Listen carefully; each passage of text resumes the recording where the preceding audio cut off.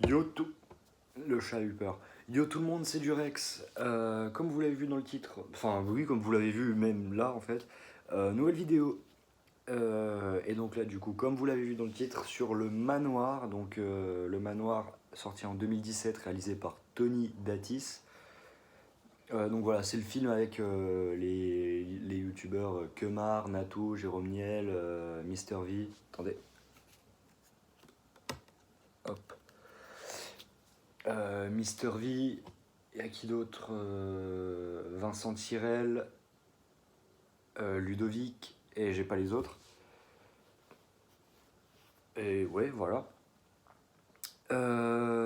Donc, on va commencer dès maintenant. Donc voilà, encore une fois, ce sera une critique assez courte. Petite exception, voilà, au final, j'ai changé d'avis pour pouvoir faire plus de vidéos parce que je suis un peu en manque d'idées. Donc c'est un film que j'ai déjà vu. Voilà, je l'ai déjà vu plusieurs fois. Je l'ai beaucoup apprécié par le passé, mais avec un œil critique, c'est différent. Donc du coup, c'est pour ça que j'ai attribué deux notes. Une note subjective, donc la mienne, et une note objective par rapport à d'autres films. Enfin, si c'est un bon film ou non. Euh, déjà, je vais commencer par les points positifs. Donc déjà, je trouve quand même qu'il y a un bon casting, même si c'est pas des acteurs. Je trouve que ça fonctionne bien, surtout Vincent Tirel qui joue le rôle de Drazik, je crois que c'est ça, c'est un truc comme ça. Et vraiment, il est exceptionnel. Si vous voulez le retrouver, allez voir Le Monde à l'envers, voilà, sur YouTube. Il est souvent là, il a beaucoup de rôles, donc voilà. Et il est vraiment super drôle. Le personnage est parfait.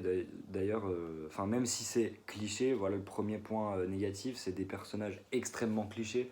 Par exemple, il y en a un, c'est un peu la victime du groupe. Il est puceau. Enfin, il y a tous les points négatifs, on va dire, qu'un personnage de film d'horreur peut avoir. Donc du coup, j'ai oublié de préciser le genre du film. Donc c'est un film d'horreur de comédie. Ouais. C'est plus axé sur la comédie quand même. Donc voilà. Il y a qui d'autre comme personnage? Ouais, il y en a une. Elle a couché avec tout le monde. Voilà. Où elle a fait des trucs sexuels avec tout le monde. Il y en a un qui a plus de parents, il y a l'autre, enfin il y en a un autre comment, oui, qui est amoureux de celle qui s'est fait sauter par tout le monde. Voilà, ils étaient ensemble avant et pendant le film ils le sont plus. Il y en a un qui va devenir acteur pornographique. Enfin voilà, c'est des rôles. Je dirais pas non plus que c'est des rôles clichés. Il y en a, c'est vraiment cliché, hein, notamment le rôle de Ludovic, du coup le puceau. Lui là, c'est vraiment super cliché, et aussi celle qui s'est fait sauter par tout le monde. Mais par exemple, enfin oui non, les autres rôles sont pas spécialement clichés, mais c'est dans l'extrême en fait. Donc ça fait un peu des rôles clichés quand même. Du coup, je vais continuer pour les points positifs. Oui, il y a une scène où il y a un personnage qui est défoncé, un autre personnage cliché, voilà, elle est coincée comme je sais pas quoi, contrairement à sa cousine du coup qui s'est fait sauter par tout le monde. Elle est hyper timide, enfin voilà.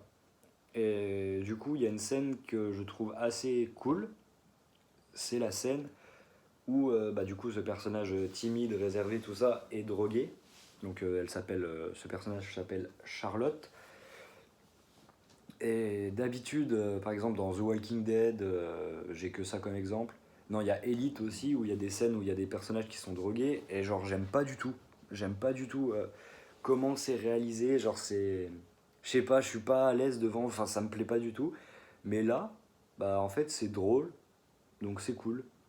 Et du coup, le point positif, il y a José Garcia qui prête sa voix à un sanglier qui parle en espagnol. Donc vraiment la scène elle est vraiment très très drôle. Genre vraiment elle est vraiment défoncée quoi. Enfin, parce que ouais, tu vas te perdre dans la forêt en étant défoncé, tu te manges un arbre dans la gueule, tu relèves la tête comme ça, il y a un sanglier qui arrive et qui te parle en espagnol, c'est...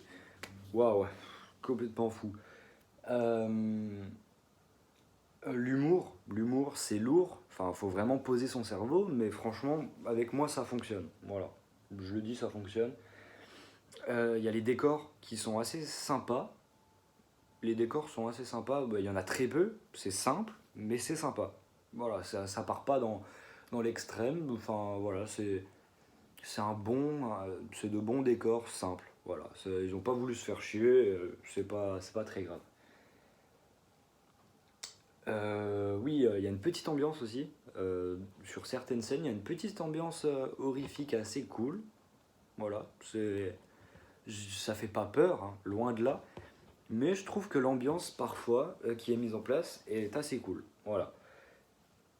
Et pour finir les points positifs, le twist final.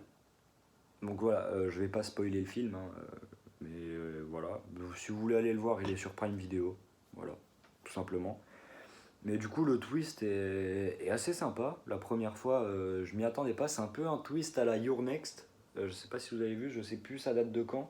C'est un film qui est bon, en 2022, on peut plus dire que c'est très récent, mais c'est pas.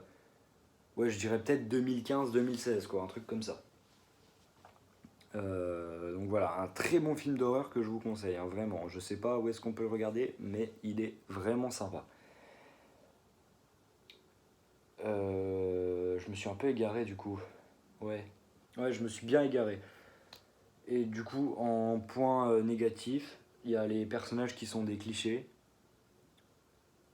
Et la photographie est pas ouf du tout. La photographie est franchement pas ouf. Donc voilà. Voilà, c'est tout ce que j'ai à dire sur ce film. C'est moins travaillé bien évidemment que les premières vidéos. Enfin, celle par exemple sur Halloween où là vraiment j'ai vraiment cherché beaucoup de points négatifs, beaucoup de points positifs. Enfin, en fait, j'ai tout noté. Là, j'ai pas tout noté parce que bah voilà, j'avais envie un peu je vais refaire des guillemets avec mes doigts, je suis vraiment désolé, mais de profiter du film. Voilà. Donc, on va passer aux deux notes. Donc, pour moi, avec un avis très subjectif, je donnerais un 11 sur 20. Voilà, un film comme ça dans son genre. Donc, pour moi, ça c'est un peu dans le genre Scary Movie. Donc, par exemple, voilà, Scary Movie 1, pour moi, dans son genre, c'est un 20 sur 20. Hilarant, incroyable. C'est ridicule, c'est du génie. C'est du génie. Mais du coup, voilà, pour un film dans ce genre-là, je mets un 11 sur 20. Voilà, c'est passable, mais c'est pas ouf. Franchement, c'est pas ouf. Tu l'as regardé une fois, après les autres fois, franchement, tu prends moins de plaisir. Et donc, du coup, la note objective, c'est plus bas que Halloween 2007, à qui j'avais mis 7 sur 20. Donc là, du coup, j'ai décidé d'attribuer la note de 5 sur 20. Voilà. Pour moi, objectivement, c'est pas un bon film du tout. C'est même un mauvais film. Mais, mais voilà. Enfin, moi, personnellement, j'aime bien le film. Voilà, c'est loin d'être mon film préféré. Ça doit même pas être dans mon top 200. Mais voilà. D'ailleurs, je sais même pas en fait si j'ai probablement vu 200 films dans ma vie. Je pense. Enfin, j'espère, parce que sinon c'est chaud. Mais voilà. Euh, Petite parenthèse, voilà, la critique est terminée. Hop, voilà. Là, ça veut dire que c'est terminé.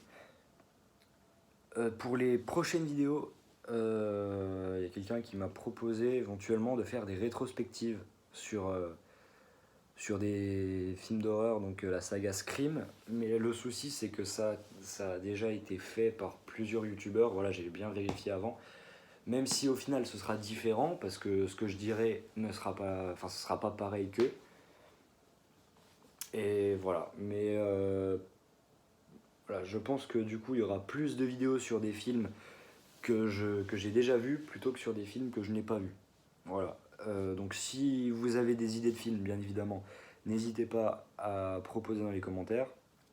Bientôt, normalement, ouais, peut-être la vidéo de la semaine prochaine. Si je fais une vidéo la semaine prochaine, hein, c'est pas sûr, parce que faut que je trouve les idées, tout ça. Enfin, oui, il faut que je trouve les idées, le temps aussi, et voilà.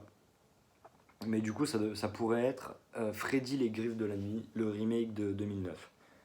Voilà, 2009, je sais plus. Ouais, je sais plus, mais c'était dans ces années-là, c'était la mode à l'époque, hein, avec Halloween en 2007, Vendredi 13 en 2009, ça devait être 2008, je pense, un truc comme ça. Donc voilà, il y a eu beaucoup de remakes de slasher, donc pourquoi pas s'attaquer à ces films-là. Donc ouais, j'ai déjà fait Halloween, pourquoi pas s'attaquer à un autre gros morceau, Les Griffes de la Nuit, et ensuite Vendredi 13. Halloween, je l'ai découvert pour la première fois, Les Griffes de la Nuit, je l'ai déjà vu plusieurs fois, et Vendredi 13 aussi. Donc voilà, c'est pour ça aussi Vendredi 13, je le ferai en dernier, parce que je l'ai vu il y a moins longtemps. Genre Freddy, je l'ai vu il y a quand même longtemps, on peut dire longtemps. Mais du coup, voilà. J'espère que cette vidéo vous aura plu. C'était moi. Moi, c'est Durex en fait. Et voilà. À la revoyure, comme disent les jeunes. Et peut-être que